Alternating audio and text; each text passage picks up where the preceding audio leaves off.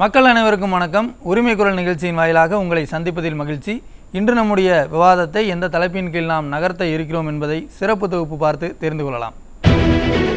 அதிமுக பாஜக கூட்டணி உறுதியான நாளில் இருந்து என்ன செய்வதென்று தெரியாமல் தவித்துக் கொண்டிருக்கும் ஸ்டாலினும் திமுகவினரும் எங்கெங்கெல்லாம் கேப் கிடைக்கிறதோ அங்கெல்லாம் அதிமுக கூட்டணியை விமர்சித்தே ஆக வேண்டும் என்ற கட்டாயத்தின் பேரில் வாய்க்கு வந்ததையெல்லாம் பேசிக் கொண்டிருக்கிறார்கள்.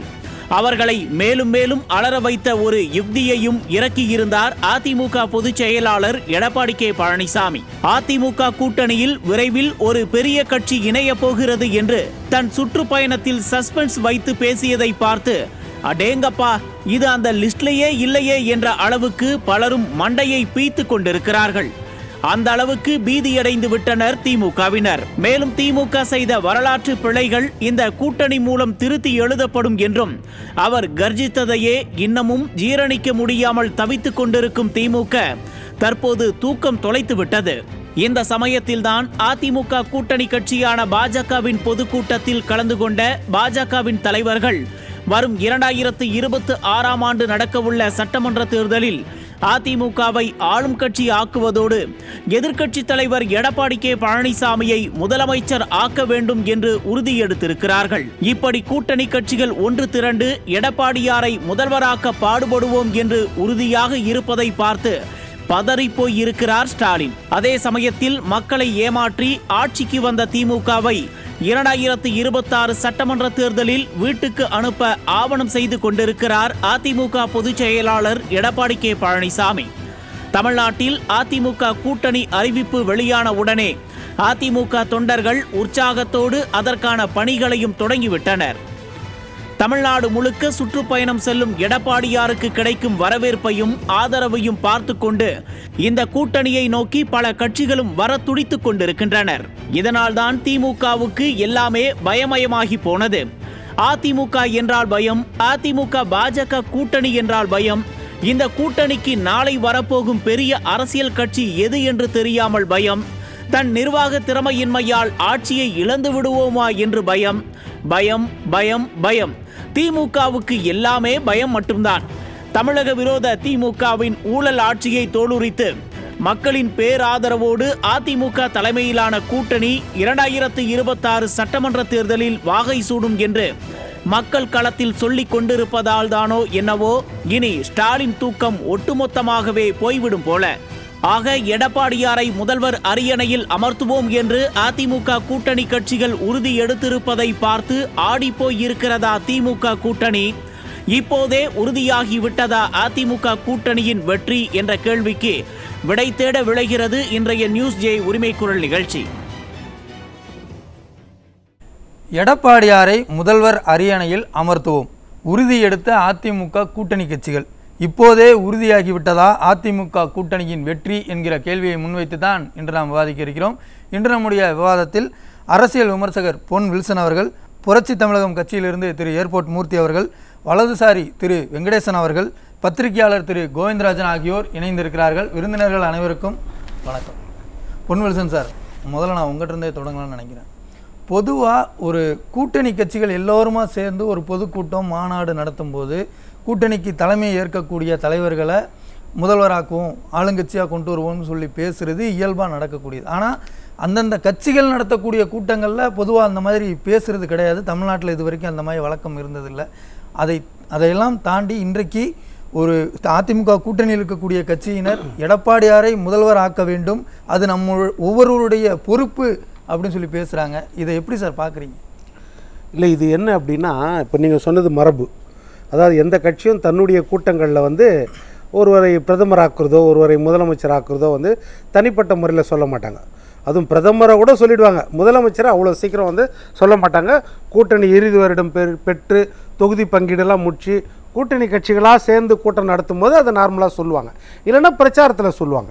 ஆனால் தேர்தலுக்கு 8 மாதங்களுக்கு மேலே இருக்கும்பொழுதே இப்போதே ஒரு கட்சி சொல்லுது அப்படின்னா அது காரணம் என்ன தெரியுமா? வேறு ஒன்றும் கிடையாது, மக்கள் அந்த வார்த்தையை சொல்கிறாங்க. தமிழ்நாட்டை பொறுத்த வரைக்கும் அந்த 8.5 கோடி மக்களும் அந்த வார்த்தையை சொல்கிறாங்க, நாங்கள் ஏமாந்துட்டோம். கடந்த 2021 புதிதாக முதலமைச்சர் வேட்பாளராக அறிமுகமாகிற ஸ்டாலின், அவர்கள் கொடுத்த வாக்குறுதிகள், இதை நம்பி நாங்கள் ஏமாந்துட்டோம். அந்த எதிர்பார்ப்பு மக்கள் மத்தியில் இருக்குது. அது எல்லா துறை சார்ந்த மக்கள் மத்தியிலும் இருக்குது. சாதாரண பாமர மக்கள் மட்டும் சொல்ல, நான் அரசு ஊழியர்கள்லேருந்து, ஆசிரியர்கள்லேருந்து, மாணவர்கள்லேருந்து, மீனவர்கள்லேருந்து, பெற்றோர்லேருந்து, மருத்துவர்லேருந்து, நெசவாளர்லேருந்து, கட்டிட தொழிலாளர்லேருந்து அத்தனை பேருக்கும் வந்து விவசாயிகள் இந்த மாற்றம் வேணும் நம்மளுக்கு. ஏன்னா நம்மளை ஏமாற்றிட்டார். எத்தனையோ வாக்குறுதிகள் கொடுத்து அதை நம்பணும், நம்ம ஏமாற்றிட்டோம். அப்போ அந்த மக்கள் குரலை எவ்வளோ சீக்கிரம் மக்கள் சொல்லிட்டாங்க, அதை பிரதிபலித்து தானே ஆகணும். அப்போ என்னென்னா, இப்போ பிஜேபி கூட்டம் அங்கே நடக்கிறது.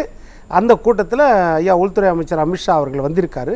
அந்த மேடையில் வந்து இதை சொன்னால் மிகப்பெரிய வரவேற்பு கிடைக்கும். நம்ம கூட்டணி வந்து ஒரு இலக்கணத்தோட கூட்டணி உருவாகியிருக்கிறது.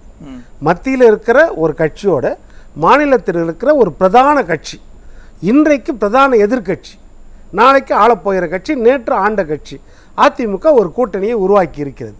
அப்போ இதே கூட்டணி என்னென்னா, கடந்த காலங்களில் பார்த்திங்கன்னா 2021 தேர்தலில் 75 தொகுதிகளில் திமுக கூட்டணியை தோற்கடித்த கட்சி.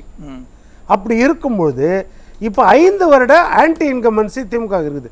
அப்போ எந்த அளவுக்கு அது வந்து வாக்கு சதவீதத்தை அதிகரிக்கும்? அப்போ அதை நம்ம சொல்லி தான் ஆகணும். அப்போ அந்த மேடையில் வந்து ஐயா முன்னாள் தலைவர், மாநில தலைவர் அண்ணாமலை அவர்களும் அதை வந்து உற்சாகத்தோடு சொல்கிறாரு, உள்ளுணர்வோடு சொல்கிறாருன்னு தான் நான் நினைக்கிறேன் இன்றைக்கி.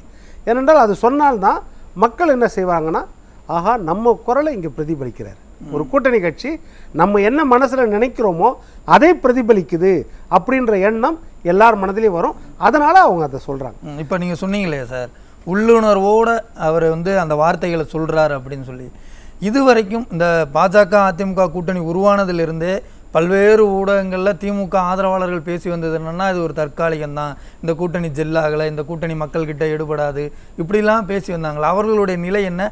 அவர்களுக்கு இந்த செய்தி, இந்த வார்த்தைகளின் மூலமாக என்ன செய்தி போய் சேருது? இல்லை, முதல் நாளே அவங்க எதிர்பார்க்கலங்க.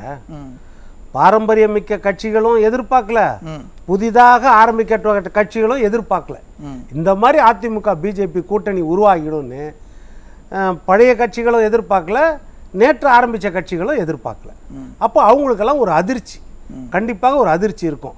ஆஹா நம்ம அறுவடை செய்யலாம், இதில் ஏதாவது பிரித்தாளும் சூழ்ச்சி பண்ணி நம்ம வந்து அறுவடை செய்யலான்னு கனவு கண்டிருந்தவங்களுக்கு அந்த கனவுல இன்னைக்கு இடி விழுந்து விட்டது. இன்னொரு பக்கம் பார்த்தீங்கன்னா, இந்த கூட்டணி வந்து ஏற்கனவே கடந்த காலங்களில் நெருடலோடு இருந்த கூட்டணி இல்லைன்னு சொல்ல, அதை ஓப்பனாக நம்ம எடப்பாடியார் அழகாக சொல்கிறார். என்னென்னு, கொள்கையில் வேறுபாடு தான் எங்களுக்கு, கொள்கை சித்தாந்தங்கள் வேறு, அவங்களுடைய நம்பிக்கை வேறு, எங்களுடைய நம்பிக்கை வேறு, அவங்களுடைய வளர்ச்சி நோக்கங்கள் வேறு, எங்களுடைய வளர்ச்சி நோக்கம். ஆனால் தேர்தலில் ஒரு பொது எதிரியை, ஒரு தீய சக்தியை வீழ்த்தணும், அதற்காக நாங்கள் ஒன்று கூடியிருக்கணும். பேரறிஞர் அண்ணா 67 காமிச்ச பாதையில் இன்றைக்கு எடப்பாடியார் பயணிக்கிறார். அதை அவர் தெளிவாக சொல்லிட்டு தான் பயணிக்கிறார்.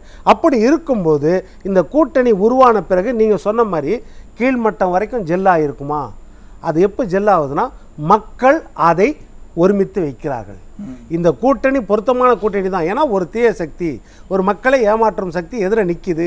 மக்கள் நாங்கள் கேட்டது எதையுமே செய்து கொடுக்கல, யாருக்கிட்ட அதிகாரம் இருக்குதுன்னே எங்களுக்கு தெரியல, பெண்களுக்கு பாதுகாப்பு இல்லை, குழந்தைகளுக்கு பாதுகாப்பு இல்லை, ஜாதி கொடுமைகள், போதை கலாச்சாரம் எல்லாம் பெருகி போய் இருக்கிறது. அப்போ அந்த ஆளுமைத்தன்மை எங்கேயுமே இல்லை.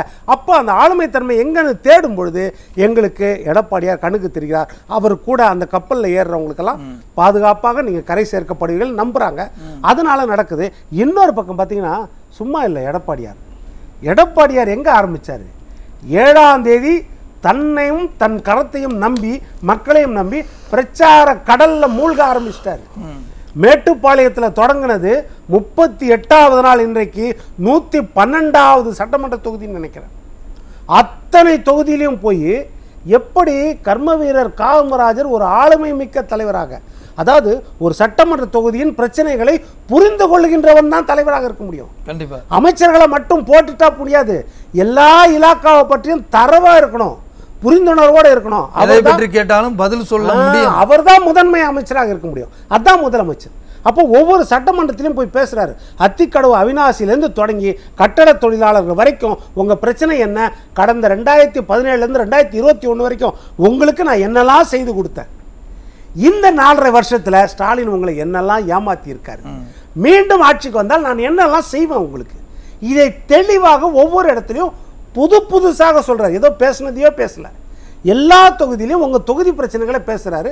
அப்போ அவங்க பார்க்குறாங்க, ஆஹா ஸ்டாலினை வீழ்த்தக்கூடிய, திமுகவை வீழ்த்தக்கூடிய, நம்முடைய ஏமாற்றத்தை மறுபடியும் மாற்றி காட்டக்கூடிய ஒரு வல்லமை மிக்க தலைவர் இவர் தான். அப்போ இவர்கிட்ட எதிர்பார்க்க, அதனால தான் மக்கள் ஆயிரக்கணக்காக லட்சக்கணக்காக வந்து நிற்கிறாங்க. ஒரு மாநாடுக்கு வரலாம், நீங்கள் கூட்டிகிட்டு வரலாம். இப்போ கூட சமீபத்தில் ஒரு மாநாடுக்கு எவ்வளோ பேர் வேணாலும் கூப்பிட்டு வரலாம், அது முடியும். அதற்கு முன்னாடி ஏஆர் ரஹ்மான் இசை விழாக்கு இதை விட லட்சக்கணக்கில் வந்தாங்க. அந்த மாதிரி வந்தாங்க கூட்டம், கட்டுக்கடங்காத கூட்டம். அதனால அது வேற விஷயம். ஆனால் ஒரு தொகுதிக்கும் இன்னைக்கு எழும்பூரில் நிற்கிறாங்கன்னா அண்ணா நகரில் நிற்கிறாங்க, அடுத்தது ஒரு மணி நேரத்தில் அண்ணா நகரில் நிற்கிறாங்க, 1 மணி நேரத்தில் பார்த்தீங்கன்னா சேப்பாக்கம் திருவல்லிக்கேணி நிற்கிறாங்க, 1 மணி நேரத்தில் மயிலாப்பூரில் நிற்கிறாங்க. அதே கூட்டம் அங்கே வர முடியாது, ஆயிரக்கணக்கில் லட்சக்கணக்கில் வந்தால் மிஞ்சி போனால் 100 பேர் 200 பேர். அப்போது அந்த தொகுதி மக்கள் என்னென்னா, இந்த தொகுதியில் பேசியிருக்கார், அந்த சப்ஜெக்டை பற்றி பேசியிருக்காரு, அவங்க தொகுதி பற்றி. நம்ம தொகுதியை பற்றி என்ன பேசுகிறார் பார்க்கலாம், நம்மளுக்கு என்ன சொல்கிறாருன்னு பார்க்கலாம். அப்படி கேள்விப்பட்டு வரக்கூடிய கூட்டம் தான் அதிகமாக இருக்குது. அப்போ என்னன்னா இந்த மாற்றத்தை கொண்டு வர முடியும். இப்போ கூட சொல்லுவாங்க, இல்லை சார், இப்போ நீங்கள் குறிப்பிடுறீங்க திமுகவை வீழ்த்தக்கூடிய சக்தி அதிமுக தான்ங்கிறத மக்கள் முடிவு பண்ணிட்டாங்கன்னு சொல்கிறீங்க. இன்னொரு பக்கம் அதிமுகவினுடைய கூட்டணி கட்சிகள் எல்லாமே இந்த தீய சக்தியை வீழ்த்துவது தான் நோக்கம், அதுதான் இலக்கு என்கிற அடிப்படையில் அதிமுகவை ஆளுங்கட்சியாக நாம் உருவாக்க வேண்டும் சொல்லி உறுதி எடுக்கிறாங்க. இந்த நெருக்கடியெல்லாம் திமுகவுக்கு எத்தகைய பயத்தை உருவாக்கும்? அது முதல்ல அவங்களுக்கு எவ்வளோ பெரிய அரசியல் நெருக்கடி? திமுகவுக்கு மிகப்பெரிய அரசியல் நெருக்கடி. அதனால தான் அவர் எது எடுத்தாலும் எந்த மேடையில்னாலும் என்ன பேசியிருக்காரு. இப்போ நீங்கள் எடுத்துக்கோங்க, ஓரணியில் தமிழகம் கொண்டாரு, உச்சநீதிமன்றம் சொல்லிடுச்சு ஓடிபி வாங்கக்கூடாதுன்னு, ஃபெயிலியர் ஆயிடுச்சு. அடுத்தது உங்களுடன் ஸ்டாலின்னாரு. உடனே எடப்பாடியார் சொன்னார், 46 பிரச்சனைகளை நீங்கள் ஃபார்மில் ஃபில்அப் பண்ணி கொடுக்குறீங்க. ஐயா ஸ்டாலின் அவர்களே, 4 வருஷம் கழிச்சு தான் மக்களுக்கு 46 பிரச்சனை இருக்கிறதே உங்களுக்கு தெரியுதா? அப்போ இந்த 4 வருஷம் என்ன செஞ்சுட்டீங்க கேட்டாரா? அதுவும் ஃப்ளாட் ஆயிடுச்சு. அடுத்தது மக்களை காக்கும் ஸ்டாலின்னார், நலம் காக்கும் ஸ்டாலின். அதுதான் வந்து வீடு தேடி மருத்துவம் சொல்லி 2 கோடி பேருக்கு நாங்கள் கொடுத்துட்டோன்னாரு. அதுக்கு எடப்பாடியார் என்ன கேட்டார், ஐயா மருத்துவம் நீங்கள் கொடுக்குறீங்கன்னா ஃபாலோ அப் இருக்கணும். ஒருத்தருக்கு மலேரியா, ஒருத்தருக்கு டெங்கு, நீங்கள் நீங்கள் மருத்துவ கொடுத்துட்டு போயிட்டீங்க முகாமில், அவனுக்கு சரியாயிடுச்சா இல்லைன்னா இன்னும் சீரியஸ் ஆயிடுச்சான்னு எப்படி ஃபாலோ பண்ணுவீங்க? அப்போ அவன் பேர், அவன் விலாசம், அவன் ஃபோன் நம்பர் இதெல்லாம் வச்சுருக்கிறீங்களா? அந்த 2 கோடி பேர் தரவை கொடுங்கன்னாரு. இன்னைக்கு வரைக்கும் கொடுக்கல, அதுவும் ஃப்ளாப் ஆயிடுச்சா? அப்போ நீங்கள் என்ன சாதனைகள் மக்களுக்கு செய்தீங்க? 525 வாக்குறுதிகள் கொடுத்துருக்கிறீங்களே, அதில் 5-10 வாக்குறுதியாவது முழுமையாக நிறைவேற்றிருக்கிறீங்களா? அதை சொல்லுங்கள். நாங்கள் செய்யாததை செய்தோம், சொல்லாததை செய்தோம். ஐயா நீங்கள் சொல்லாததெல்லாம் செய்ய வேணாம், சொல்லதை முதல்ல செய்யுங்க.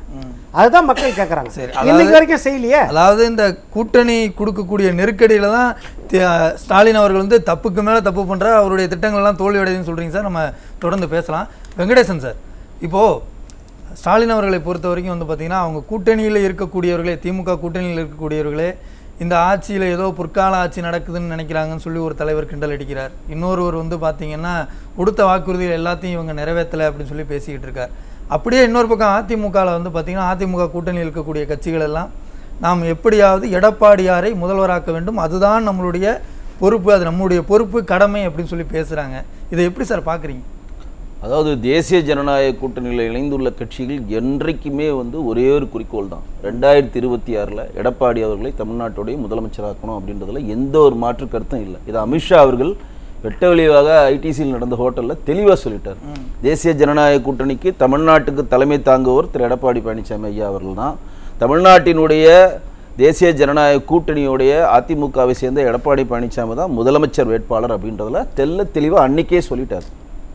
திமுக எப்போதுமே என்ன ஒரு ஸ்ட்ராட்டஜியை யூஸ் பண்ணோன்னா, இந்த வார்த்தை ஜாலங்களை வச்சுக்கிட்டு அதுங்க நேரடியாக தலையிட மாட்டாங்க. கூட்டணி கட்சிகளை வச்சு பேச சொல்லுவாங்க, திருமாவளவன் வச்சு பேச சொல்லுவாங்க, 2 கம்யூனிஸ்ட் வச்சு பேச சொல்லுவாங்க, காங்கிரஸ் வச்சு பேச சொல்லுவாங்க. திருமாவளவன் பேசுகிறப்ப கூட எடப்பாடி அவர்கள் உடனடியாக பதில் சொல்லிட்டார், அது என்னுடைய கட்சி பிரச்சனை, நீங்கள் உங்கள் வேலையை பாருங்கள் அப்படின்னு. இப்போ கூட்டணி கட்சிகள் இருக்கக்கூடிய திமுகவில் இருக்கக்கூடிய எல்லா கட்சிகளும் நிரந்தரமாக திமுகவில் இருக்குமா அப்படின்ற ஒரு கேள்வியை விஜய் அவர்கள் எழுப்பியிருக்கிறார். அவர் என்ன பண்ணிட்டாரு, பிஜேபி சரியில்லை, அதிமுக சரியில்லை, திமுக சரியில்லை, காங்கிரஸ் அப்படின்னு கேட்டால் அங்கே ஒரு புல் ஸ்டாப் வரும். காங்கிரஸை பற்றி அவர் எந்த இதுலேயும் ஒரு பொதுவெளியில் எந்த இதுவுமே பண்ணல. வாரிசு அரசியலை தொடர்ந்து விமர்சிக்கிற விஜய் அவர்கள் வாரிசு அரசியலை விமர்சிக்கணும், முதல்ல எந்த கட்சியை விமர்சிக்கணும்? காங்கிரஸ் தானே விமர்சிக்கணும். அப்போ ஏன் அந்த டாட் அங்கே வைக்கிறாருன்னா, திமுக கூட்டணியில் இருக்கக்கூடிய காங்கிரஸ் எந்த டைம்லையும் கழட்டி கொண்டு விஜய் கட்சியிடம் போகும். இதனால் காங்கிரஸுக்கு என்ன லாபம்? காங்கிரஸ் வந்து திமுகவில் இருந்தால் அதிகபட்சம் போன வாட்டி 20 திமுக கூட்டணியே ஸ்ட்ராங்கா இல்லைன்னு சொல்றீங்க. சுத்தமா ஸ்ட்ராங் இல்லை. இப்ப இன்னும் கலகலக்க போது பாருங்க. அதுக்கு தான் இதுக்கு பதிவு செய்யறேன். விஜய் கிட்ட போச்சுன்னா காங்கிரஸ் எப்படி திங்க் பண்ணுதுன்னா, அடிமை கட்சியாக திமுக கூட்டணி கிட்ட நம்மளை அடகு வைத்து 20 சீட்டை பெறுவதற்கு பதில் கொள்கை கூட்டணின்னு சொல்றாங்க. நீங்க அடிமை கட்சி கொள்கை கூட்டணி அது சரி ரைட், உங்களோட இதில் வச்சுக்கோங்க. இல்ல அவங்க சொல்றாங்கன்னு சொன்னேன், என்னோட அவங்க சொல்லிக்கிட்டோம், அதை பத்தி நமக்கு கவலை கிடையாது. அடிமை கூட்டணி தான். இன்றைக்கு திருமாவளவன் ஆகட்டும், 2 கம்யூனிஸ்ட் ஆகட்டும் பணம் பெற்றிருக்காருங்க. பொது வழியில சொல்றாங்க. நேத்து முத்தரசன் பதிவு பாத்தீங்களா? கம்யூனிஸ்ட் முத்தரசன் பதிவு பாத்தீங்களா? இதனால் வரையும் 2 கம்யூனிஸ்டுகள் 10 கோடி 15 கோடி தான் பெற்றோன்றது மட்டும் தான் பொது வழியில் எல்லாருக்கும் தெரிந்திருந்தது. முத்தரசன் அவர் பொதுமேடையில் உடைத்து விட்டார். மதிமுகவும் பணம் வாங்கிச்சு, கொங்கு மக்கள் கட்சியும் பணம் வாங்குச்சு, முஸ்லீம் லீக்கும் பணம் வாங்குச்சு. பொது வழியில போட்டு உடைக்கிறாரு. அப்ப நீங்க பணமும் தருவீங்க, சீட்டும் தருவீங்க, ஜெயிக்கவும் தருவீங்க.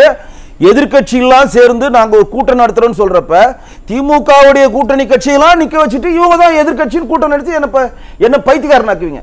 எதிர்கட்சிகள் எல்லாம் சேர்ந்து ஒரு கூட்டம், அனைத்து கட்சி கூட்டத்தில் எதிர்கட்சிகள் சேர்ந்து நீங்க ஒரு தீர்மானத்தை நிறைவேற்ற போறோம்னு ஒரு கூட்டம் போடுவாங்க செக்ரட்டரியேட்ல. அதுல யார் எதிர்கட்சியா இருப்பாங்க தெரியுமா? திமுக கூட்டணி கட்சி தான் இருப்பாங்க. நம்ம எல்லாம் பார்த்தீங்கன்னா பைத்தியக்காரங்க நம்மளாம். அப்ப காங்கிரஸை அழகா காங்கிரஸ் மூவ் பண்ண போகுது. தாவேக்கால மூவ் பண்ணா காங்கிரஸ்க்கு 3 பெனிஃபிட் சொல்றாங்க. ஒன்னு இல்ல, அது அவங்களோட பெனிஃபிட்ஸ் இருக்கட்டும் சார். நான் கேட்பது இன்னைக்கு திமுகவுக்கு இது எவ்வளவு பெரிய நெருக்கடி? இத நெருக்கடி தான் சொல்றேன். இப்ப நீங்க சொல்றீங்க, சில பேர் சொல்லுவாங்க இது என்ன புதுசா ஒரு கதை சொல்றாருன்னு. கேரளாவை வென்றெடுக்க வாய்ப்பு இருக்கு, புதுச்சேரியை வென்றெடுக்க வாய்ப்பு இருக்கு, தமிழ்நாட்டில் காலுன்ற வாய்ப்பு இருக்கு, துணை முதல்வர் வாய்ப்பு இருக்கு. இந்த ஹார்ட் கேக் கிடக்கிறப்ப திமுக அதை எப்படிங்க விட்டு கொடுக்கும்? திமுக வந்து ஒரு கலகல கதை இல்லையா? அப்ப இங்க இருக்கக்கூடிய பாஜக, தேசிய ஜனநாயக கூட்டணியில் கூட அதிமுக, பாஜக, தமிழ் மாநில காங்கிரஸ், ஜான் பாண்டியன், கிருஷ்ணசாமி சார், இன்னும் யார் இருக்காங்களோ, ஜி.கே. வாசன், இவர் நம்ம ஐஜேகே பச்சைமுத்து ஐயா, இன்னும் ஏசி சண்முகம், இன்னும் தொடர்ந்துகிட்டே போகலாம். இவர்கள் எல்லாம் அன்று தேசிய ஜனநாயக கூட்டணியில் எப்படி ஒற்றுமையாக இருந்தார்களோ அன்று மாதிரி இன்று வரையும் ஸ்ட்ராங்கா இருக்காங்க. எங்களுடைய உள்துறை அமைச்சர் தெளிவாக இலக்க சொல்லிட்டார். 26 உங்களோட இலக்கு யாரு? பாஜக தொண்டர்களுடைய இலக்கு. எங்களுடைய முன்னாள் மாநில தலைவர் அண்ணாமலையும் பொதுவெளியில சொல்றார், எங்களுடைய இலக்கு 2026 மாண்புமிகு இப்பொழுது எதிர்கட்சி தலைவராக இருக்கக்கூடிய எடப்பாடி பழனிசாமி ஐயாவை முதல்வர் ஆக்கிறதுக்கு இங்க இருக்கக்கூடிய ஒவ்வொரு பாஜக தொண்டரும் வேலை செய்ய வேண்டும். பொது வழியில சொல்லியாச்சு. ஏற்கனவே அமித்ஷா அவர்கள் சொல்லியாச்சு, நயனார் அவர்கள் எல்லா இடத்துலயும். இது வரைக்கும் திமுகவினர் எல்லாருமா சேர்ந்து ஊடகங்கள் மூலமா ஒரு பிம்பத்தை கட்டமைச்சாங்கல்ல, இந்த கூட்டணி வந்து பொருந்தா கூட்டணி, இந்த கூட்டணி வந்து பாத்தீங்கன்னா கலகலத்து போயிடும், ரொம்ப நாள் நிலைக்காது அப்படிலாம் சொன்னாங்க இல்லையா? இன்னைக்கு அது எல்லாத்துக்குமே முற்றுப்புள்ளி வந்துருச்சு இல்லையா? இல்ல, முற்றுப்புள்ளி வந்தது மட்டும் கிடையாதுங்க. இந்த பொருந்தா கூட்டணி இதெல்லாம் யார் சொல்றதுன்னா திமுக கூட இருக்கக்கூடிய அவங்களுடைய அடிமை கட்சிகள் தாங்க சொல்லுது. அதுக்கு பணம் கொடுத்து சொல்ல வைக்கிறாங்க. நாங்க நம்ம எடப்பாடி அவர் கூட பொதுவெளியில் என்னமா சொன்னாரு, என்னுடைய கட்சி பிரச்சனை யாரிடம் கூட்டணி வைத்தால் உனக்கு என்ன? 1999 2001 நீ வைக்காத கூட்டணி நான் வச்சேன். அன்றைக்கு வந்து பாஜக இணைத்தது, இன்றைக்கு மதவாத கட்சியா? கேள்வி கேட்டார்ல, இன்னைக்கு பதில் இருக்கா? திருமாவளவனுக்கு அது பதில் இருக்கா? கம்யூனிஸ்ட் சமூகத்துக்கு பதில் இருக்கா? முத்தரசன் பதில் இருக்கா? ஈஸ்வரன் பதில் இருக்கா? வேல்முருகன் பதில் இருக்கா? வாய்மூடி மௌனமா இருக்காங்க. ஏன் வாய்மூடி மௌனமா இருக்கிறாங்க? பணமும் கொடுத்து சீட்டும் கொடுத்து ஜெயிக்க வச்சு உங்களை விழுங்கி கொண்டிருக்கிறது திமுக. மதிமுக விழுங்கி விட்டது, மக்கள் நீதி மையத்தை விழுங்கி விட்டது, 2 கம்யூனிஸ்ட் அடிமை கட்சியை விழுங்கி விட்டது, காங்கிரஸை விழுங்கி விட்டது. எல்லா கட்சியும் விழுங்கின ஒரு கட்சி தான் திமுக. எங்க இவங்க வந்து பிச்சுக்கிட்டு போனாங்கன்னா ஒண்ணும் கிடையாது. ஒரே ஒரு விஷயம் சொல்றேன், இன்னைக்கு விடுதலை சிறுத்தைகள் கட்சிகளோ மற்ற கட்சிகள் யாராவது நான் திமுக கூட்டணி விட்டு வெளியில போறேன் அப்படின்னு ஒரு நிலைமைக்கு வந்தாங்கன்னா உடனடியாக அந்த 2ஆம் கட்ட தலைவர்களை வைத்து மதிமுக எப்படி சின்ன பின்னமா ஆக்குனாங்களோ அதே மாதிரி ஆக்குவாங்க. அதுதான் விடுதலை சிறுத்தைகள் கட்சியினுடைய தலைவர் அண்ணன் திருமாவளவன் பயப்படுறாரு. இதை விட்டு போனா வேற ஒரு அந்நியரசன் தலைமையை வச்சு கட்சியை உடைச்சு விட்டு ஒண்ணுமே இல்லாம பண்ணுவாங்க. அதிமுக கூட்டணி வெற்றி முகத்துல இருக்கு. திமுக கூட்டணியில் இருக்கக்கூடியவர்களும் சரி, திமுகவும் சரி பயத்துல இருக்குன்னு ரொம்ப பயத்துல இருக்காங்க. அதுவும் இந்த கூட்டணி தேசிய ஜனநாயக கூட்டணியில எடப்பாடி அவர்கள் தான் முதல்வர் ஆக்குறோன்றது எங்க நாங்க சங்கல்பம் பண்ணி பொதுவெளியில சொன்ன பிறகு கலகலத்து இருக்காங்க. இனிமேல் எதையுமே பேச முடியாது. பொதுவெளியில வார்த்தை ஜாலங்களை வைத்து அவங்களுக்கு தன்னுடைய அடிமை ஊடகங்களையும் வார்த்தை ஜாலங்களையும் தன்னுடைய அடிமை தலைவர்களை வைத்துதான் அவங்க ஒவ்வொரு முறையும் நம்மளுடைய தேசிய ஜனநாயக கூட்டணி பற்றி பொதுவெளியில் தப்பான பொய்ப்புரையை உள்ள முன் வச்சிருந்தாங்க. இன்னைக்கு அந்த வார்த்தை ஜாலம் எடுபடாது. பொதுவெளியில போட்டு உடைச்சாச்சு. எடப்பாடி அவர்கள் தலைமையில தான் பண்ணுவோன்றதை உடைச்சாச்சு. மாண்புமிகு உள்துறை அமைச்சர் பொது வழியிலையும் சொல்லிட்டாரு, எங்களுடைய மாநில தலைவர் நயனார் அவர்கள் சொல்லிட்டாரு, முன்னாள் மாநில தலைவர் அண்ணாமலையும் தெளிவாக சொல்லி. இவ்வளவு பேர் வந்து பொதுவெளியில சொல்றத மக்கள் பார்த்துட்டு இருக்காங்க.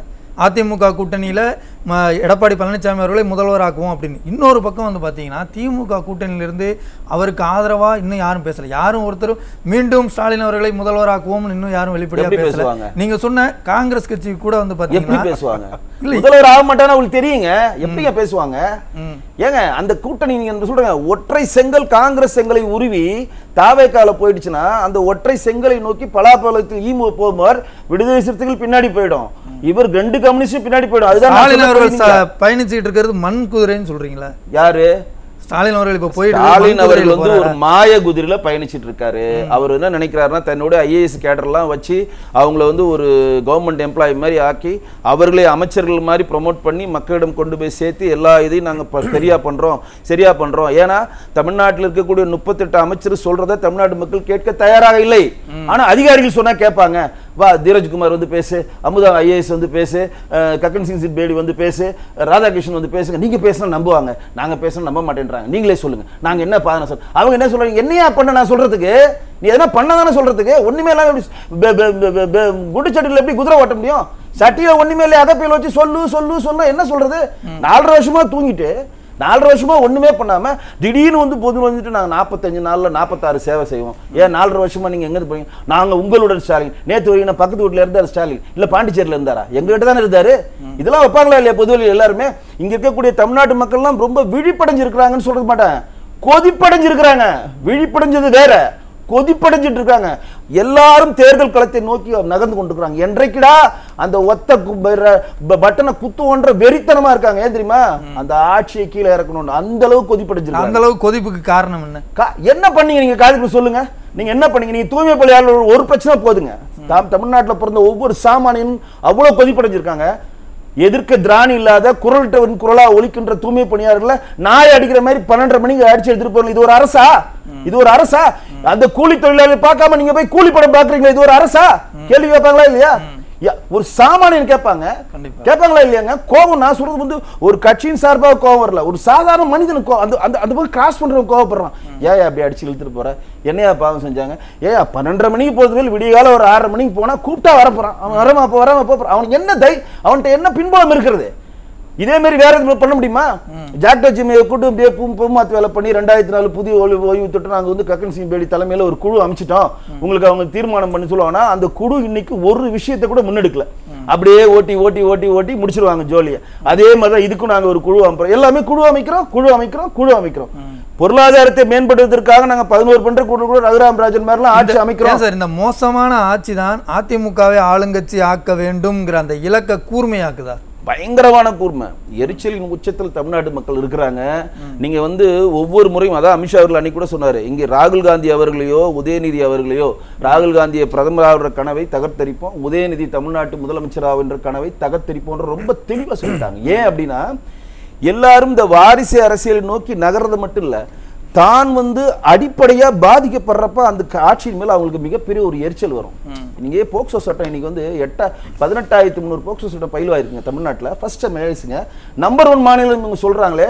கிட்னி திருடுறதுல நம்பர் 1, கல்லீரல் திருடுறதுல நம்பர் 1, கடன் வாங்குறதுல நம்பர் 1, விபத்து நடக்கிறதுல நம்பர் 1. இதெல்லாம் இருக்கா இல்லையா? இதெல்லாம் அவங்க சொல்றாங்களே இந்த இடத்துல நம்பர் 1 இதெல்லாம் நம்பர் 1 தானே. ஏங்க கிட்னி திருடுன்னா அது வந்து திருட்டு இல்ல, முறைகேடு. இந்த பைத்தியம் நம்மளாம் பார்த்தா மஞ்சள் பை தூக்கிட்டு வந்த மாதிரி இருக்கு ஊர்ல இருந்து. அதுன்னா இன்றைக்கு அந்த 2 கல்லூரிகளையும் வந்து ஏன் தடை பண்ணலன்னு உயர்நீதிமன்ற கேள்வி கேட்குது. அந்த கல்லூரி சார்பில் ஒரு மினிஸ்டரோட சொந்தக்காரர் தான் அந்த கல்லூரி நடத்துறாரு. அந்த கல்லூரியை நடத்துகிற ஒரு மனுஷநல்லூரோ ஏதோ மன்னூர்ன்ற ஒரு சட்டசபை தொகுதியினுடைய கதிரவன் இருக்கக்கூடிய எம்எல்ஏ பொது வழியில சொல்றாரு, நான் ரோஸ் ராயல் கார் வாங்கினா அவங்க எல்லா கிட்னி திருநாதான் வாங்க முடியும். எவ்வளவு நக்கல், எவ்வளவு அதிகார திமிர். இந்த அதிகார திமிர் தான் வந்து இந்த இலக்கை கூர்மையாக்குன்னு சொல்லியிருக்கீங்க சார். நம்ம தொடர்ந்து பேசலாம். ஏர்போர்ட் மூர்த்தி சார், இப்போது சார் குறிப்பிட்ட மாதிரி உள்துறை அமைச்சர்கள் அவர்கள் இங்கே தமிழ்நாட்டுக்கு வந்த பொழுது அவர் பேசும்போது சொல்கிறார், சும்மா வந்து எடப்பாடியாரை வந்து முதல்வராக்குவோம் மட்டும் அந்த கூட்டத்தில் பேசலை, எதனால் அப்படின்ற காரணத்தையும் சொல்கிறாங்க. இந்தியாவிலேயே அதிக ஊழல் செய்த ஆட்சி, அதிக ஊழல் செய்கிற ஆட்சி திமுக ஆட்சி தான், இதை நாம் வந்து வேரோடு பிடுங்கி எறிய வேண்டும் அப்படின்றத சொல்கிறாங்க. அதிமுக கூட்டணி இவ்வளவு ஸ்ட்ராங்காக அந்த திமுக ஆட்சியை வீழ்த்தணுங்கிறத நோக்கி போகிறத எப்படி பார்க்குறீங்க சார்? இன்றைய தமிழக அரசியல் களத்தில் இப்போ வந்து ஆல்மோஸ்ட் எல்லாரும் தேர்தல் பிரச்சாரத்தை ஆரம்பிச்சிட்டாங்க. மக்களை காப்போம் தமிழகத்தை மீட்போம்னு எடப்பாடியார் அங்கங்கே போய் பேசுகிறார். அப்போது நீங்கள் பார்த்துருப்பீங்க 5 வருஷத்தில் இவங்க என்ன செஞ்சாங்க அப்படின்ற ஒரு கேள்வி வைக்கிற போது நாங்கள் ஒரு 11 மருத்துவக் கல்லூரிகள் கட்டிருக்கோம், 7 சட்டக்கல்லூரிகள், 67 ஆர்ட்ஸ் அண்ட் சயின்ஸ் கல்லூரி, அப்புறம் ஒரு 21 பாலிடெக்னிக் கல்லூரிகள்லாம் பண்ணியிருக்கோம். நீங்கள் ஈத்தேன் மீத்தேனில் தெரியாமல் நான் கையெழுத்து போட்டேன்னு நீங்கள் சொன்னீங்க. அதே அந்த மண்டலங்களை பாதுகாக்க இது பாதுகாக்கப்பட்ட வேளாண் மையமாக நான் வந்து ஆக்கியிருக்கேன் அப்படின்னு சொல்லிட்டு திமுகவின் உருட்டும் திருட்டும் அப்படின்னு என்னென்ன வாக்குறுதிகள் மூலமாக தமிழக வாக்காளர்களை மக்களை இவர்கள் ஏமாற்றி இருக்கிறார்கள் என்று பட்டியல் போடுறார். கொஞ்சம் கடந்த காலத்தை தாண்டி இப்போது எடப்பாடியார் கொஞ்சம் இறங்கி அடிக்கிறார். அப்போது எடப்பாடியார் கேட்கிற எந்த கேள்விக்கும் இவங்க கிட்ட பதில் இல்லை. அதால் இதை எப்படி டிஃபெண்ட் பண்ணோம் அப்படின்னா, இந்த கூட்டணி மதவாத கூட்டணி, இது ஜெல் ஆகலை அப்படிலாம் சொல்கிறார். அப்போ அதுக்கு தான் சொல்கிறாரு, உங்கள் கூட 99 2001 கூட்டணி வைக்கிற போது அது வந்து நல்ல கட்சி, எங்கள் கூட கூட்டணி வச்சா மதவாத கட்சியா? நீங்கள் தான் சொன்னீங்க பிஜேபி ஒன்றும் தீண்டப்படாத கட்சி இல்லை, ஆர்எஸ்எஸ் தீக்கா போல் சமூக சேவை செய்கிற இயக்கம், இதை போய் உடன்பிறப்புகள் எல்லாருக்கிட்டையும் சொல்லணும்னு நீங்கள் தான் சொன்னீங்க. அப்படின்ற இந்த வாக்குவாதம் வருகிற போது தான் இவர் எடப்பாடியார் வைக்கிற எந்த கேள்விக்கும் கொஸ்டினுக்கும் இவங்ககிட்ட பதில் இல்லை. ஏன்னா அதில் எல்லாமே இவங்க கமிட்மெண்ட் ஆகியிருக்கிறாங்க. அவர் நடந்ததை சொல்கிறார். இன்றைக்கு வந்து நீங்கள் ஒரு 1.5 லட்சம் அரசு ஊழியரை எடுக்கிறேன்னு நீங்கள் எங்கே எடுத்தீங்க? ஒரு 13,000 மக்கள் நல பணியாளர்களை எடுக்கிறேன்னு சொன்னீங்க, எங்கே எடுத்தீங்க? ஒரு 75,000 +2 படித்த மாணவ மாணவிகளை நீர்நிலைகளை பாதுகாக்க கன்சால்டேட் சேலரியில் கொடுக்குறேன்னு நீங்கள் எங்கே எடுத்தீங்க? 2 மாத கரண்ட்டு பில்லு 1 மாதம் ஆகிடும் நீங்கள் எங்கே சொன்னீங்க செஞ்சீங்களா? அப்போது இந்த மாதிரி அரசு ஊழியர்களை நாங்கள் வந்து இப்போ டெம்பரரியாக இருக்கிறவங்கள ஆசிரியர்களை பர்மனெண்ட் பண்ணுறீங்க, நர்ஸுகளை பண்ணுனீங்க. எந்த கேள்விக்கும் திமுக அரசுக்கிட்டேயோ இல்லை நம்முடைய மரியாதைக்குரிய முதல்வர்கிட்டயோ எந்த பதிலும் இல்லை. அப்போ ஏதாவது பேசணும், மௌனமாக இருந்தால் குற்றத்தை ஒப்புக்கொண்டதாக அர்த்தம். அதால் சரி என்ன பேசலாம், உங்கள் கூட்டணி வந்து மதவாத கூட்டணி அப்படின்னு எதையாவது ஒன்று கிளப்பி விடுவோம், இது மக்கள்கிட்ட போவோம். ஏன்னா சிறுபான்மை மக்களின் பாதுகாவலர் நாங்கள் அப்படின்னு திரும்பவும் இந்த எலெக்ஷன்லையும் சொல்ல முடியாது. ஏன்னா நீண்ட நாள் சிறையில் இருக்கிற இஸ்லாமிய சிறை கைதிகளை நான் வந்தவனே கைது போட்டு வெளியே அனுப்பிச்சிடுவோம். நீங்கள் ஒரு பிஜேபி ஆண்டால் கூட இந்த சிறை கைதி சிறையிலிருந்து வெளியே வந்தால் இவர் யாருக்காக பேசினாரோ அல்லது எதிர்த்தரப்பினர் இவரை கொலை செய்து விடுவார்கள், இவருக்கு உயிருக்கு ஆபத்து இருக்கிறது, ஆதலால் இவரை சிறையில் வைக்கிறோம் அப்படின்னு பிஜேபி ஆள்ற இடத்துல கூட ஒரு அஃபிடவிட் போட மாட்டாங்க. அப்படியெல்லாம் தொடர்ந்து இஸ்லாமியருக்கு நீங்கள் துரோகம் பண்ணிட்டீங்க, நீங்கள் திரும்பவும் இஸ்லாமியர்கள் சிறுபான்மை மக்களின் பாதுகாவலன்னு சொல்லவும் முடியாது. அப்போது இப்போ என்ன பண்ணோம், இங்கே வந்து தெரிஞ்சோ தெரியாமலோ இந்த சனாதனம் அது இதுன்னு ஒரு உருட்டு வச்சுருக்காங்க இல்லையா சார்? பொதுவாகவே சனாதனம்னா இந்தியா முழுக்க இருந்திருக்கும்ல, அது ஒன்று நம்ம ஸ்டேட்டுக்கு மட்டும் இருந்திருக்காதுல்ல, எல்லா இந்தியா அளவில் சனாதனம்னு ஒன்று இருந்திருக்கும். அப்போது ஏன் மற்ற ஸ்டேட்டில் அதை பற்றி யாரும் பேசலை?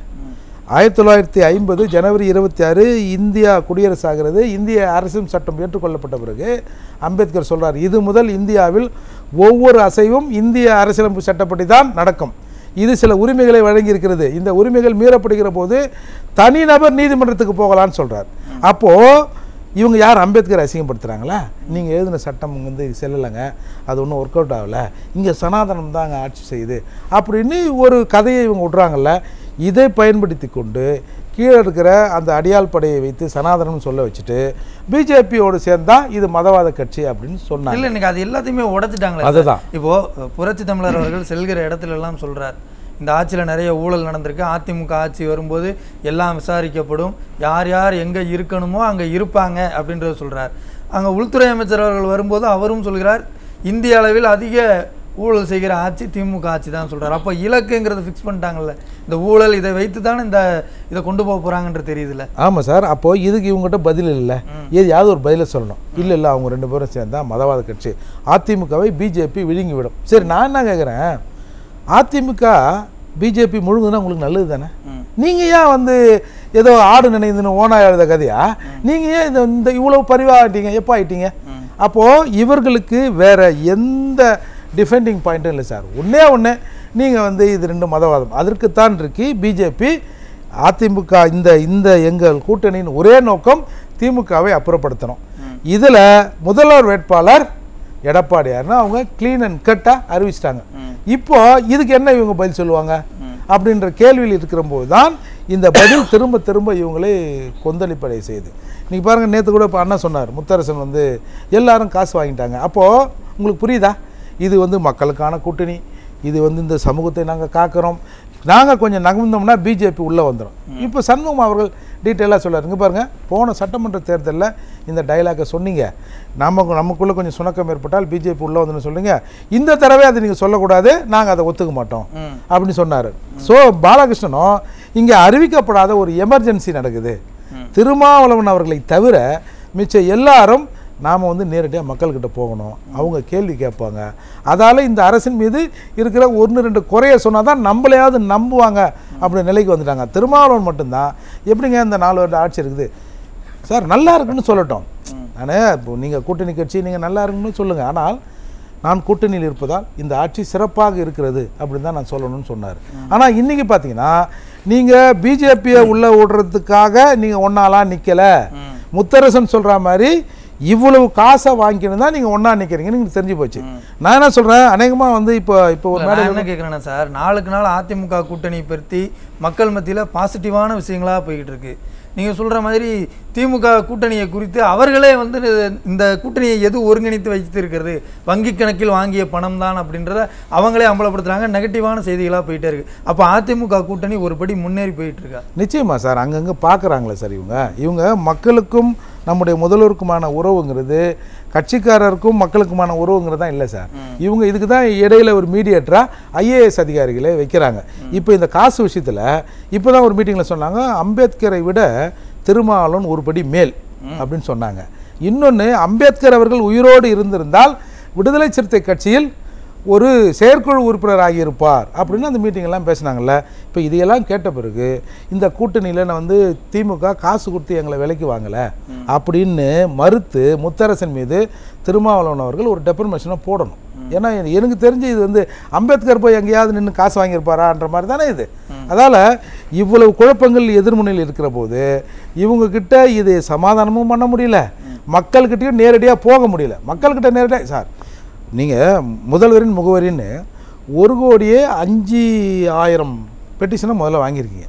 அதில் 1,01,000 பெட்டிஷனுக்கு தீர்வு கண்டிங்க.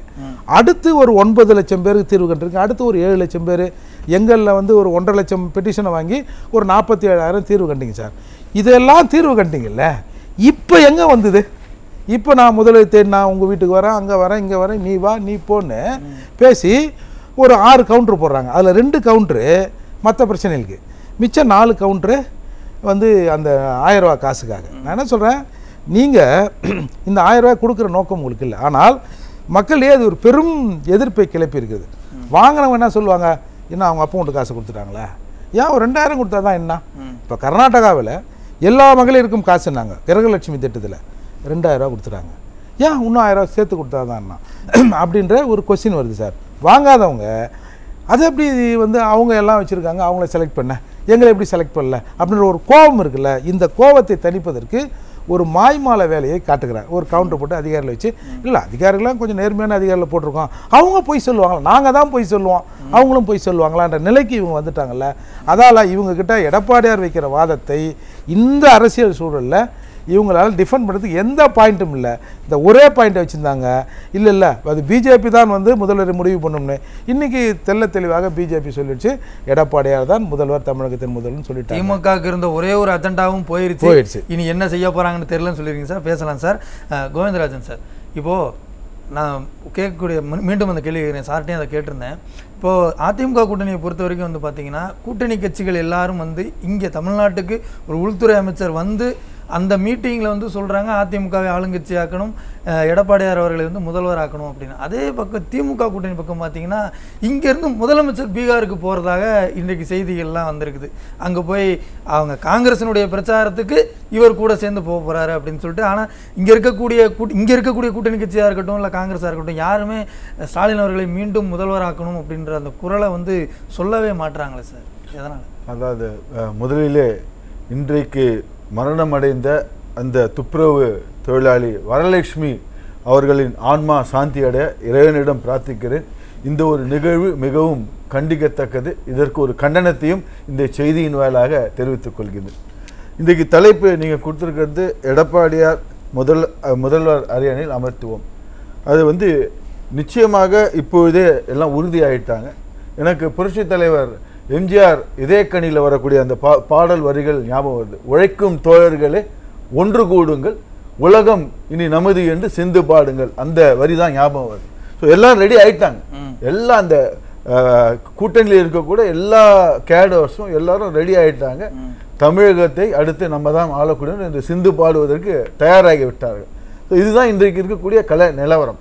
நீங்கள் அடுத்து இன்னொன்று கேட்டிருந்தீங்க, யார் ஏன் ஆளுங்கட்சி கூட்டணியில் திமுக கூட்டணியில் யாருமே வந்து முதல்வர் வேட்பாளர் ஸ்டாலின் தான் சொல்கிறதுக்கு யாரும் ஏன் முன் வரலன்னா, அங்கே வந்து பார்த்தீங்கன்னா இப்போ 4 பேர் அங்கே இதுவாக இருக்காங்க.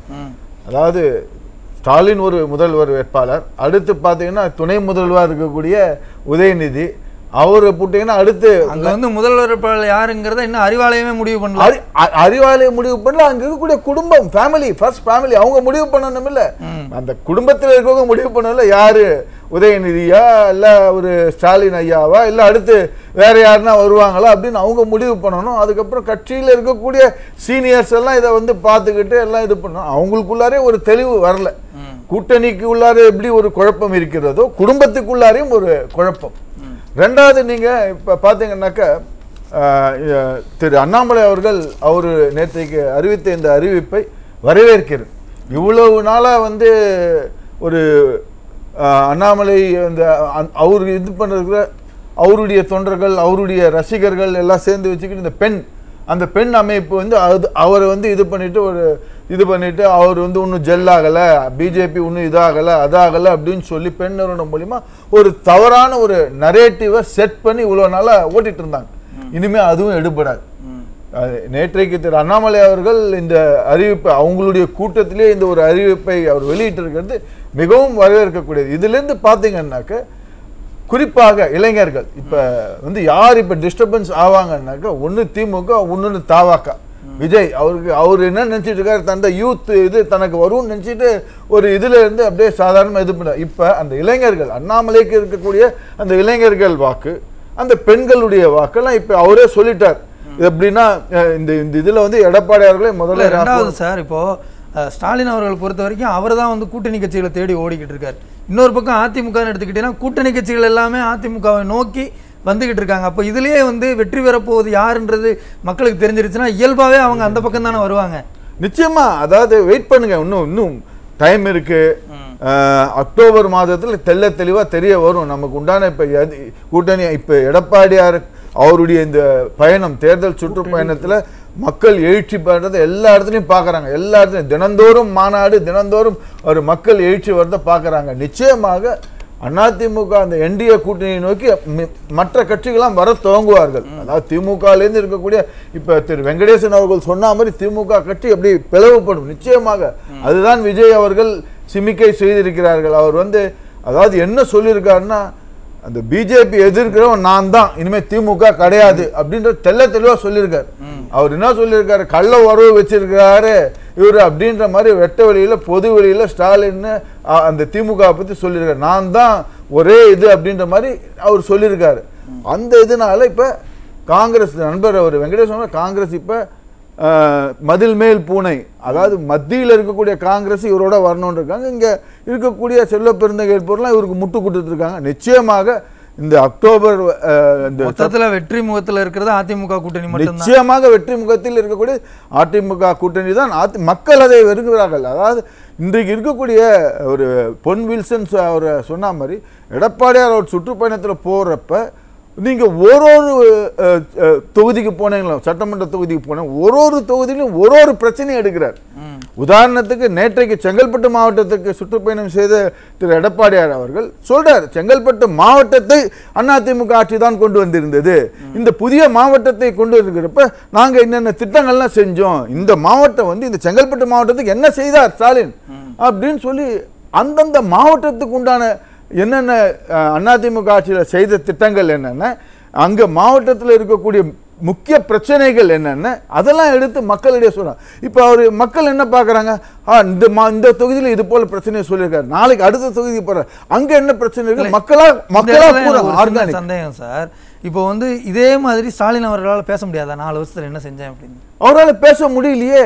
அவரால் எப்படி போய் பேசுவாங்க? அவர் ரோடு போறாரு, இப்படி சும்மா அப்படி தீண்டத்தகாத கையை தோற மாதிரி இப்படி தொட்டுட்டு தான் அப்படியே போயிட்டு இருக்காரு. அவர் எந்த ரோட் ஷோ இது வரைக்கும் வெற்றி கண்டிருக்கிறார். அவர் மக்களிடையே போய் என்னது சென்ற முறை நிறைய போலி வாக்குறுதிகள்லாம் சொல்லி இது பண்ணிட்டு இருந்தார். நான் இதை பண்றேன் அதை பண்றேன் அப்படி எக்கச்சக்கமா போலி வாக்குறுதிகள் இது பண்ணார். இது வரைக்கும் அதுல 10% வாக்குறுதிகள் கூட நிறைவேறல. அப்படி இருக்கக்கூடிய இந்த இதில் அவர் இனிமேல் மக்கள்ல போய் சந்தித்தாங்க. வாக்குறுதியில் நிறைவேற்றணும் அவங்க கூட்டணி கட்சியினரே சொல்லக்கூடிய சூழல் இருக்கு. நிச்சயமாக அதான் சொல்லிட்டு இருக்கிறார் சண்முகம் அவர்கள், தினந்தோறும் சொல்லிட்டு இருக்கிறார். அவர் சொல்லிட்டு இருக்காரு. இப்ப கூட்டணி கட்சிகள் எல்லாரும் அதை சொல்ல ஆரம்பிச்சுட்டாங்க. ஸோ இப்போ திமுகக்குள்ளார ஒரு பயம் வந்து விட்டது. அவங்களுக்கு இனிமே அடுத்து வேற என்ன, அடுத்து இவ்வளோ நாளா முதல்ல என்ன சொல்லிட்டு இருந்தாரு, இது பிஜேபி கூட சட்டமன்றத்திலேயே கேள்வி கேட்டிருக்கிறார். முதல்வர் நீங்க எப்படி பிஜேபியோட கூட்டணி வைக்கலாம் அப்படி கேட்கிறார். அப்பவே ஒரு பயம் வந்து போச்சு. அதுக்கப்புறம் என்ன சொல்லிட்டு இருந்தாங்க, இந்த கூட்டணி ஜெல் ஆகாது, இந்த கூட்டணியில இதாகாது, அடுத்து அந்த இதை வச்சு சொல்லிட்டு இருந்தாங்க. அதுவும் இன்றைக்கு எல்லாம் கிளீனா இதாகி போச்சு. இனிமே அவங்களுக்கு என்ன சொல்றதுக்கு இருக்கு? இனிமே அவங்க சொல்றதுக்கு ஒண்ணுமே கிடையாது.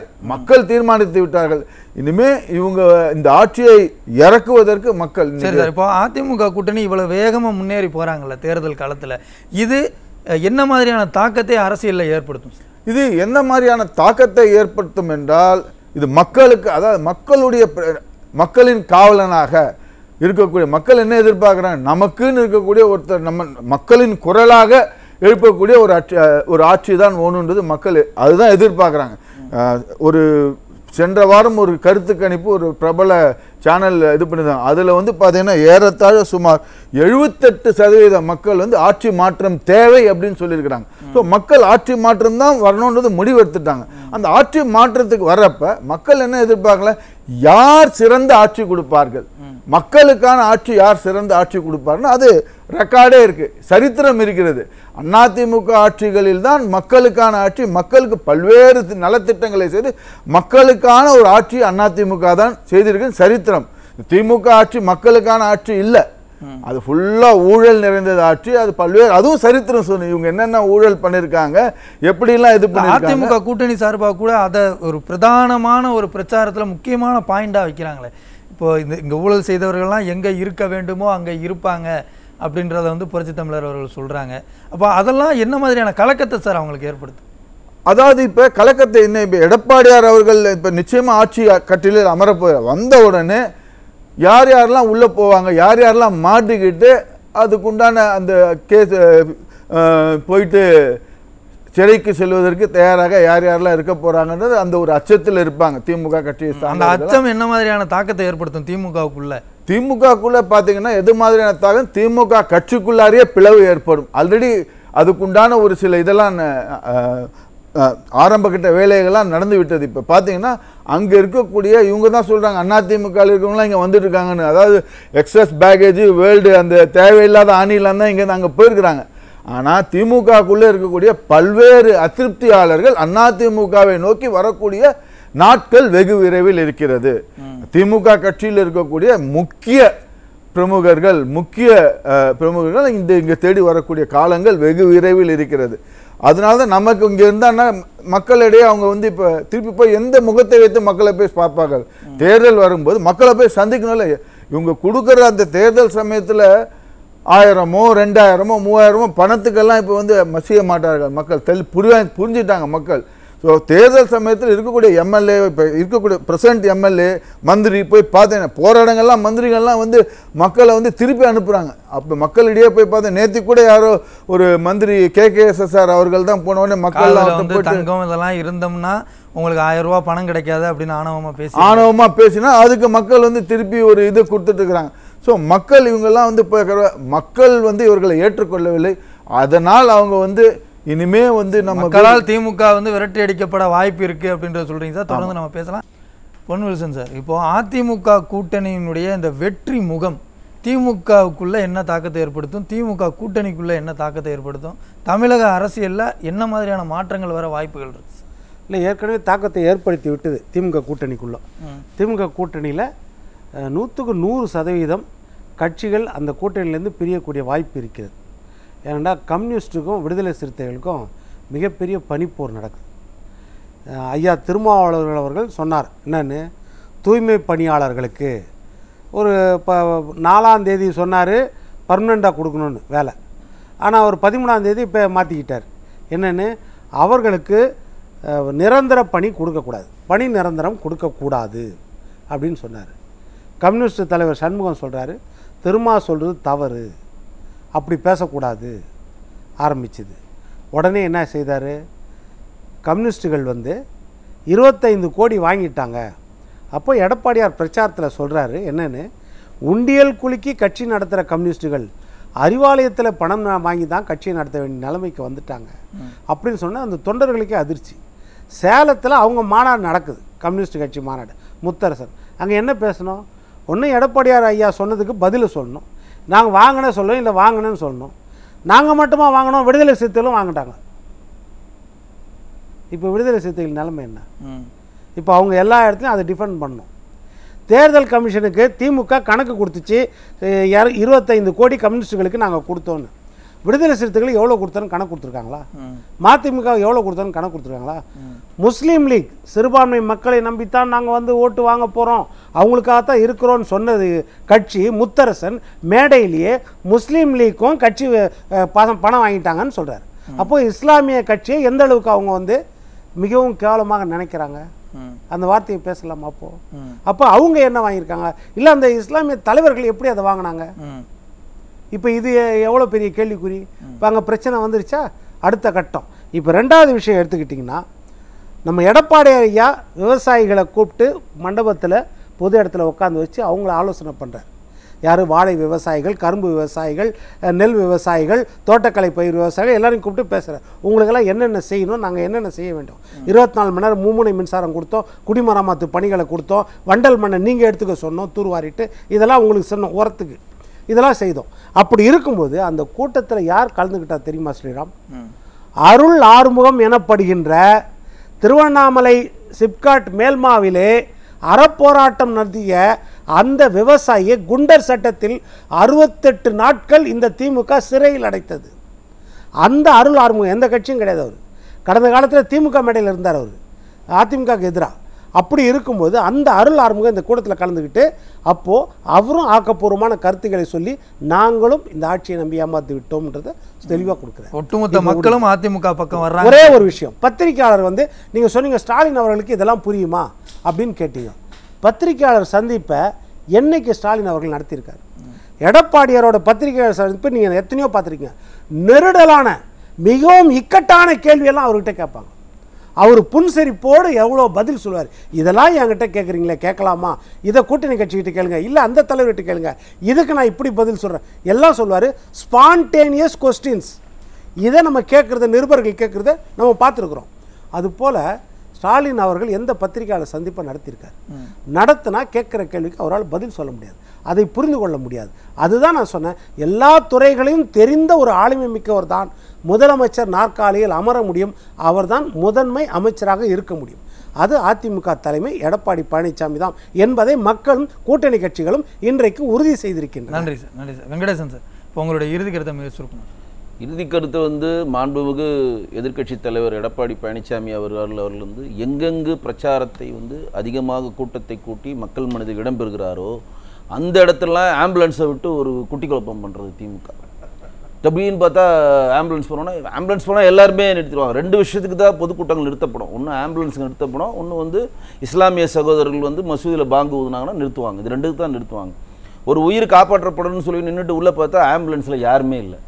சரி, ஒரு வாட்டி தான் அப்படி நடந்துச்சுன்னு பார்த்தா பொது வழியில் எல்லா மேடைகள்லையும் எல்லா கூட்டம் கூட்டுற இடத்துலையும் ஒரு குட்டி குழப்பத்தை தொடர்ந்து திமுக அரசாங்கம் பண்ணுதுன்னா அப்போ இந்த கூட்டம் மாண்புமிகு எதிர்க்கட்சி தலைவர் எடப்பாடி அவர்களோட கூடுற கூட்டத்தை சீர்குலைக்க வேண்டும் திமுக நினைக்குது. அதுக்கு முட்டு கொடுக்க அன்பில் மகேஷ் வரார். இல்லை, இன்னைக்கு கூட திருச்சியில் அதிமுக வைத்த பேனர்கள் கொடி கம்பங்கள் எல்லாம் கூட அகற்றி எடுத்துகிட்டு போயிருக்கிறாங்க. அதுதான் சொல்கிறேனே. இப்போ இவங்க எப்படி இருக்காங்கன்னா, அங்கே இருக்கக்கூடிய அவங்க தேர்ந்தெடுக்கிற ஆட்கள்லாம் பார்த்தீங்கன்னா எனக்கு வாய்த்த அருமைகள் மிகவும் திறமைசாலிகள். வாய் தான் கொஞ்சம் நீளம் சொல்லிட்டு 1000ல் ஒருவன் சொல்லுவார்.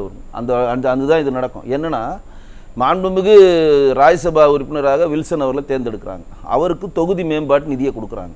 தொகுதி மேம்பாட்டு நிதி எது கொடுக்குறது? ராஜ்யசபாவில் எந்தெந்த தொகுதியில் மேம்பாட்டில் கம்பி இருக்கிறதோ அங்கெல்லாம் போய் உங்களுடைய பணத்தை செலவு பண்ணி தொகுதியை மேம்படுத்தணும்னு. அவர் எந்தெந்த தொகுதிக்குமா செலவு பண்ணியிருக்காரு? கொளத்தூருக்கும் சேப்பாக்கு திருவல்லிக்கேணிக்கு செலவு பண்ணியிருக்காரு. கொளத்தூர் யாரோட தொகுதி? மாண்புமிகு முதலமைச்சர் திரு மு க ஸ்டாலின் அவர்கள் தொகுதி. இது சேப்பாக்கு திருவல்லிக்கேணி யார் தொகுதி? மாண்புமிகு துணை முதலமைச்சர் திரு உதயநிதி தொகுதி.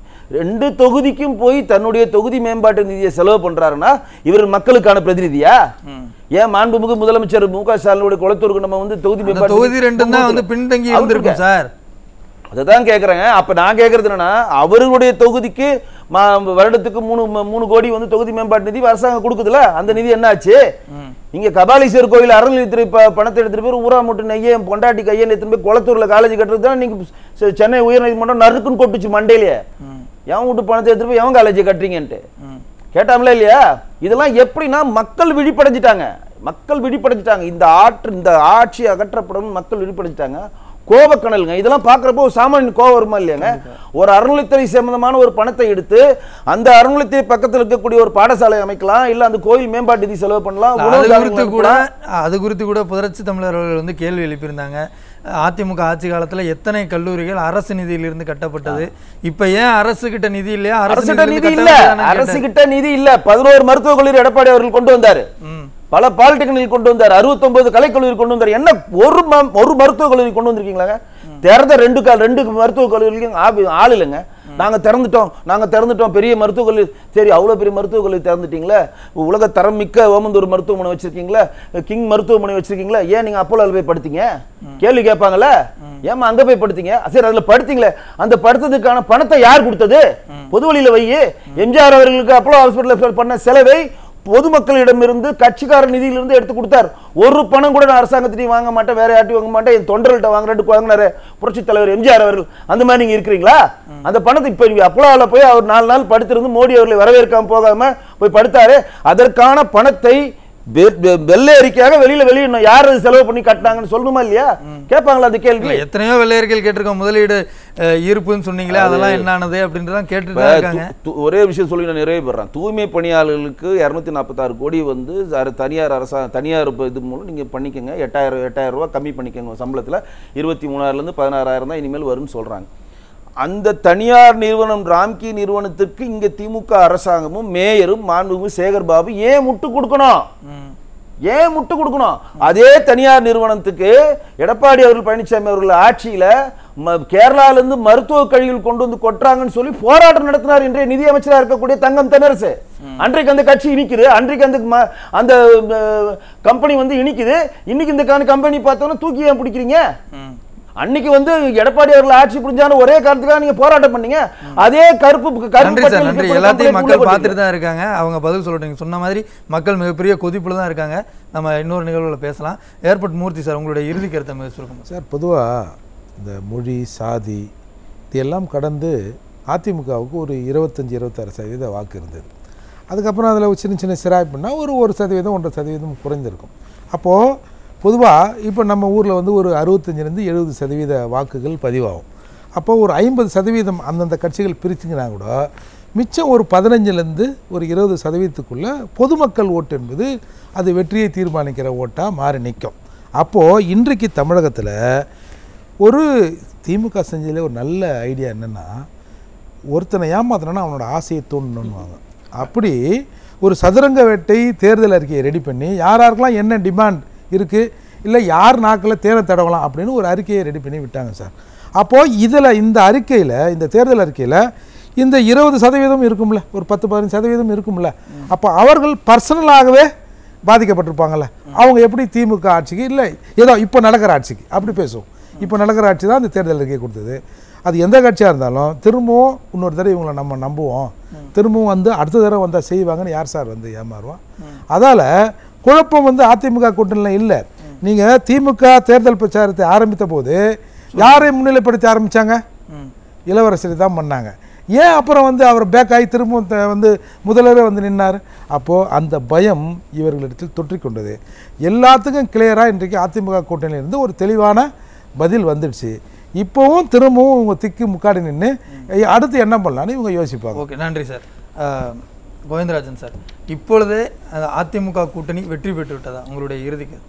அது இறுதி கருத்தா நீங்கள் கேட்டீங்க. இப்போதே வெற்றி பெற்றதுன்னா நமது வெற்றி நாளைய சரித்திரம், இப்படை தோற்பின் எப்படை வெல்லும் ஸோ அப்படின்ற அந்த முழக்கம் அதிமுகவின் அந்த வெற்றி முழக்க பாடல் தான் இதுக்கு வந்து இறுதி கருத்தாக சொல்ல முடியும். ஒரே ஒரு இதை மட்டும் நான் சொல்லிடுறேன். மக்கள் இப்போ நடக்கக்கூடிய எனக்கு வரக்கூடிய செய்திகள், மக்களிலிருந்து பத்திரிகையாளர் எனக்கு வரக்கூடிய செய்திகள், இந்த ஒரு நடத்துறாரில் இந்த முகாம், அந்த முகாமில் நிறைய புகார்கள், காவல்துறை சம்பந்தப்பட்ட புகார். ஒரு தனிப்பட்ட ஒரு பொதுஜனங்கள், ஒரு மக்கள் வந்து காவல்துறையில் போய் புகார் கொடுத்து சிஎஸ்ஆர் பதிவு பண்ணணும், எஃப்ஐஆர் பதிவு பண்ணணும்னு அதை சொல்லி 2 வருடங்களா 3 வருடங்களா எஃப்ஐஆர் பதிவு பண்ணாது, அது போல புகார்கள்லாம் இருக்கு. அந்த புகாரில் இப்போ இந்த முகாமில் போனாங்கன்னா திருப்பி அனுப்பிச்சிடுறாங்க, இதுக்கு ஒன்றும் பண்ண முடியாதுன்னு. காவல்துறை முதல்வருடைய துறையே ஃபெயிலியர் ஆயிருக்கு.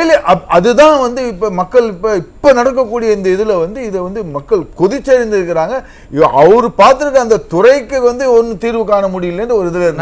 நன்றி சார். முதல்வருடைய துறையே ஃபெயிலியராக தான் இருக்கு. அதனால் அதிமுகவின் வெற்றி உறுதி அப்படின்னு சொல்லி நிச்சயமாக நிகழ்ச்சிக்கு வந்து உங்களுடைய கருத்துக்களை பகிர்ந்து கொண்ட அனைவருக்கும் நன்றி. நேயர்களே, மற்றும் ஒரு அமர்வில் நாம் மீண்டும் சந்திக்கலாம். நன்றி, வணக்கம்.